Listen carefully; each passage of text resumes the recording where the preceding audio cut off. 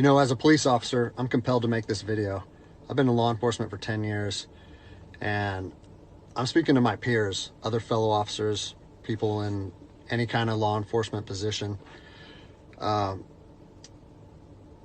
seen officers nationwide enforcing tyrannical orders against the people, and I'm hoping it's the minority of officers, but I'm not sure anymore, because every time I turn on the television, every time I look to the internet, I'm seeing people arrested or cited for going to church, for traveling on the roadways, for going surfing, opening their businesses, going to the park with their families, or doing nails out of their own house, using their own house as a place of business, and having undercover agents go there and arrest them and charge them with what? With a crime? I don't know what crime people are committing by doing nails in their own house, but we're seeing this more and more and more, and we need to start looking at ourselves as officers and thinking, is what I'm doing right? Now, I want to remind you that regardless of where you stand on the coronavirus, we don't have the authority to do those things to people just because a mayor or a governor tells you otherwise. I don't care if it's your sergeant or your chief of police. We don't get to violate people's constitutional rights because somebody in our chain of command tells us otherwise. It's not how this country works. Those are de facto arrests. You know, we're violating people's rights and taking money from them, or even worse, arresting them and depriving them of their freedom when they are exercising their constitutional rights. So let's talk about that. Let's read something right here off of the Declaration of Independence. All men are created equal. Among these, we have the right to life, liberty, and the pursuit of happiness. That to secure these rights, governments are instituted among men, deriving their power from the consent of the governed, meaning our power and any government official's power is derived from the people. Okay? We don't hold power over our citizens. It's contradictory to everything that our country stands for. And this is what I'm seeing. First Amendment rights, telling people they can't go to church, freedom of religion. Okay? Telling people they can't protest, freedom of assembly. Fourth Amendment violations, illegal traffic stops to check for papers.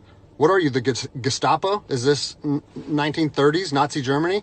You don't get to stop people unless you have reasonable suspicion or probable cause that they have committed a crime.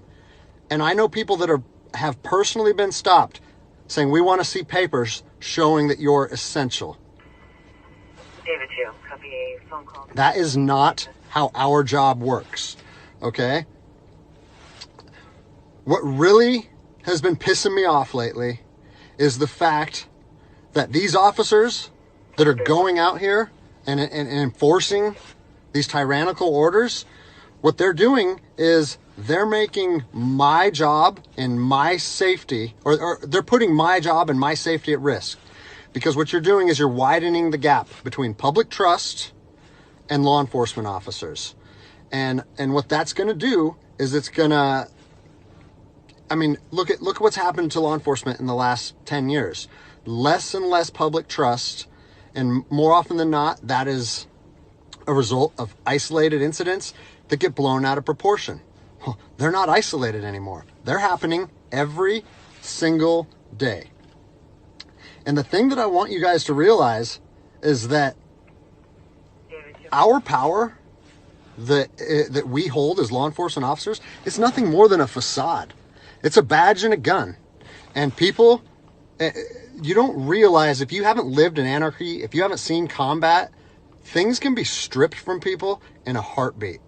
And that's what I'm afraid of. I'm afraid that these actions are going to wake a sleeping giant, i.e. the American people. Okay? They are going to be put in a position where they won't have their rights trampled anymore. And us as law enforcement officers, we'll have our ability to enforce the law stripped from us in about 10 minutes. Okay? I think what is going to happen if this continues is we're going to see bloodshed in the streets. Okay? I don't want to see bloodshed in the streets on either side of this coin. I don't want to see fellow officers get injured or killed, and I certainly don't want to see citizens get injured or killed. And I promise you, most of you out there doing these tyrannical acts against our citizens, you're not ready for combat. You're not mentally or physically ready for combat in the first place. I promise you, you don't want to go through that, and I hope I never have to go through that again. You don't get to just say, well, I'm doing this because I was told to do so, or I'm following orders, or I need to keep this job.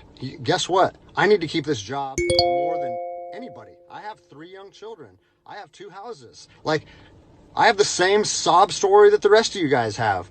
But my personal choices and my living arrangements, no matter what they are, don't allow me to trample on people's rights.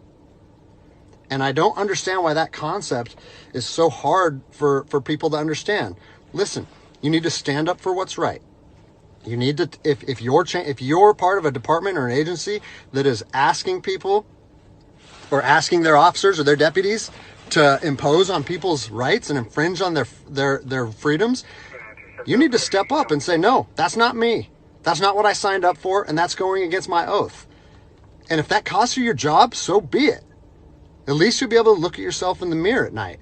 I've already expressed this to my department. And luckily for me, I come from a department that I feel like my chain of command shares my view, but I don't care what department you're part of or what your chain of command thinks. You don't get to trample on people's liberty. And so, as a special operations veteran, I've fought on the streets of Iraq under the U.S. government's guise of freedom. And I'm telling you what, the American people are going to you are going to wake a sleeping giant, and they are going to fight 10 times harder for their freedom on their soil than anything you've ever seen before. And if that's something you're willing to face, then keep trampling on people's rights. But I promise you, the American spirit of defiance is going to rise again, and it's going to be a big problem for our country. So I'll leave you with this, something that I learned as an E-nothing in the Army. No matter what situation you're put in, if you look inside yourself and ask yourself one question, am I doing the right thing? You ask yourself that, you know the answer. And no amount of money or no order or law or anything should be able to make you go against doing the right thing. So I'm imploring officers to look inside themselves and ask themselves, is this what I want to be doing to my citizens? And I think the answer is clear. And if we all stand up together, guess what? It'll be a non-issue, no factor, because people and law enforcement will be united like we should be.